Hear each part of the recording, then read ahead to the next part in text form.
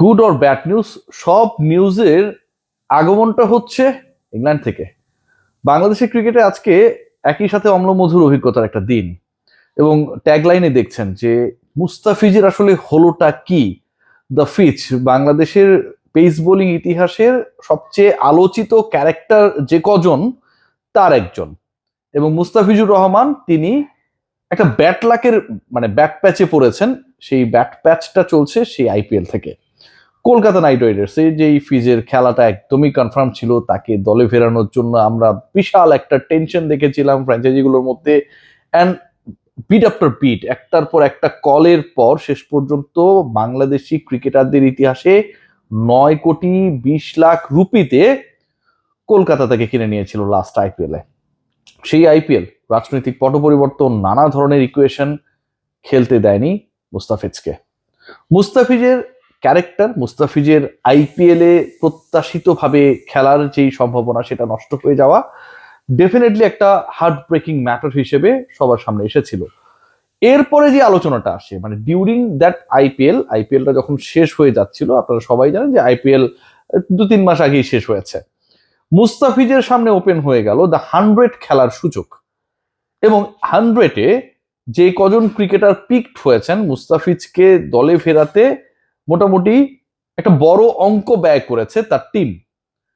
1,00,000 pound প্রায় 1.5 কোটি টাকা, বাংলা টাকায় বা তারও কিছু বেশি, 1,70,000 টাকার কাছে, 70 লক্ষ টাকার কাছাকাছি মুস্তাফিজুর রহমানের সেই প্রাইজ। অ্যান্ড মুস্তাফিজ দ্য 100 খেলবেন। বাংলাদেশ ক্রিকেট বোর্ড এনওসি সংক্রান্ত যেই ধরনের ইস্যুস গুলো ক্রিয়েট হয় ক্রিকেটারদের এরকম বড় আসরে খেলার ক্ষেত্রে, সবকিছুই ক্লিয়ার করে দেওয়ার পরেও শেষ পর্যন্ত সেখান থেকেও মুস্তাফিজের খেলা হচ্ছে না। IPL, then the 100 and Zimbabwe সিরিজের মাঝপথে মুস্তাফিজ কিন্তু দেশে ফেরত আসলেন। এই যে ইনজুরি, মুস্তাফিজ ইনজুরিতে আমাদের নাহিদ রানার ইনজুরি সংক্রান্ত ইস্যুস গুলো আমরা জানতে পারছি। প্রিমিয়াম পেস বোলিং ডিপার্টমেন্টে আসলে যারা বাংলাদেশকে নেতৃত্ব দেয় সেই তাদের একটা বড় অংশ, ইনফ্লুয়েন্সিয়াল পার্ট, ইনজুরির সাথে লড়াই করছে। মুস্তাফিজের আসলে হয়েছেটা কি খেয়াল করে দেখবেন যে যেই ফিজের আইপিএল খেলার কথা খেলতে পারলেন না, যে 100-এ 100% চান্স টু প্লে সেটাও তিনি খেলতে পারলেন না। দেশে এসে রিহ্যাব করছেন, শুরুতে জানানো হয়েছিল 4 উইকসের মতো লাগবে তার রিহ্যাবে। এবং শেষ পর্যন্ত ওই সময়টা, ওই স্টেটমেন্টটা পাবার পরে বাংলাদেশ ক্রিকেট বোর্ডের পক্ষ থেকে 100 কর্তৃপক্ষ জানিয়েছিল যে we will wait till his recovery, আমরা তার জন্য ওয়েট করব। এবং তিনি যেই সূচিতে ইংল্যান্ডে যাওয়ার কথা সেই সময়ই তিনি যাবেন, বাট এখন জানানো হচ্ছে আসলে তার রিপ্লেসমেন্টটাও নেওয়া হয়ে যাচ্ছে। So it's a very very bad news for Bangladesh cricket and fees as well.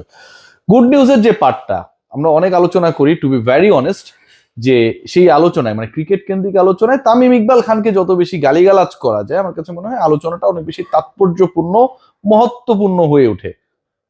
But Ashes test সিরিজের ক্ষেত্রে আমরা সবচেয়ে বেশি প্রেস্টিজিয়াস যে টুর্নামেন্টটাকে বা সিরিজটাকে আমরা বিবেচনা করি, সেই অ্যাশেজে ইংল্যান্ড নামার আগে they want to be prepared playing with Bangladesh.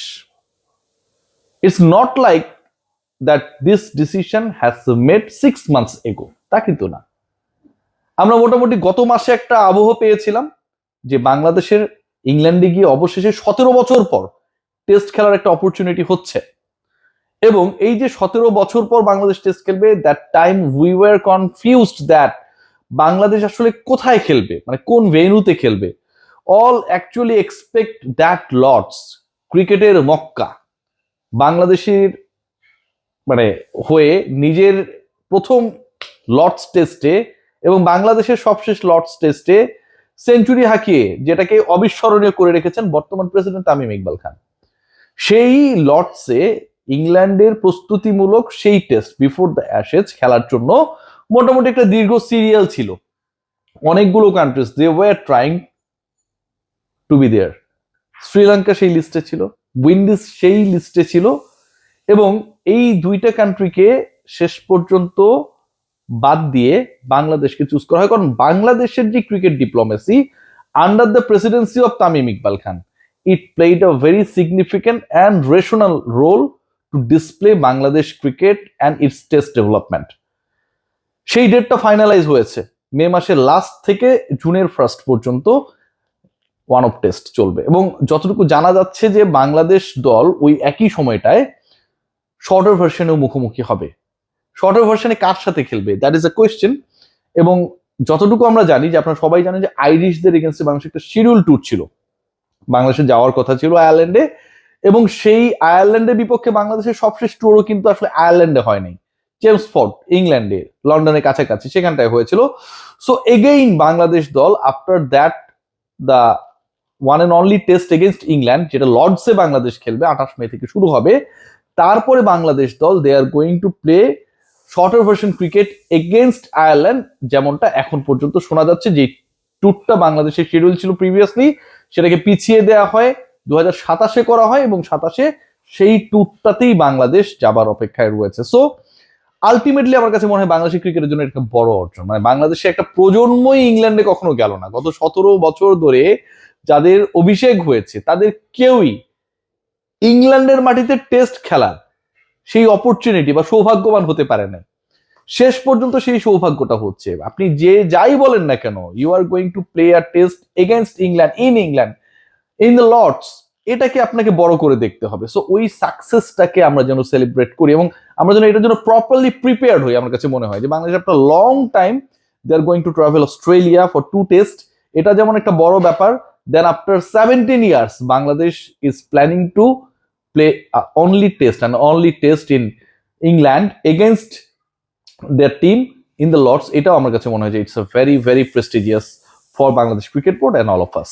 So মুস্তাফিজের ব্যাপারটা আসলেই কনফিউজিং। মুস্তাফিজের 100 খেলা হচ্ছে না, রিপ্লেসমেন্ট ক্রিকেটারের নামও হয়তো আমরা আজকের মধ্যেই জেনে যেতে পারি, কারণ এখন ইংল্যান্ডে আসলে খুব বেশিক্ষণ বাজেও নি, বেলা 4টা-5টা বাজে।